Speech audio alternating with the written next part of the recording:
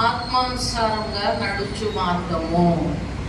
ఈ మార్గంలో నడుచుకుంటే నీకు నెమ్మది కలుగుతుంది. ఈ మార్గంలో నడుచుకుంటే నీ ప్రాణానికి ఇది మేలు కలిగే మార్గం. వినండి జాగ్రత్తగా. ఏ మార్గంలో నడుచుకోవాలి? మరియు ఆత్మానుసారమైన మార్గంలో నడుచుకోవాలి. అంటే శరీరానుసారమైన మార్గం కూడా ఉంది. శరీరానుసారమైన మార్గం ఉంది, ఆత్మానుసారమైన మార్గం ఉంది. మరి ఎందులో నడుచుకోవాలి? మీరు ఆత్మానుసారంగా నడుచుకోమని అక్కడ చెప్తున్నాడు. గలతీయులకు పౌలు గారు చెప్తున్నారు, మీరు ఆత్మానుసారంగా నడుచుకోవాలి. అప్పుడు మీ ప్రాణాలు చాలా నెమ్మదిగా ఉంటాయి. మరి ఆత్మానుసారంగా నడుచుకోవటం అంటే ఎట్లా? అంటే ఎలా నడుచుకోవాలి? ఆ కింద చదవండి.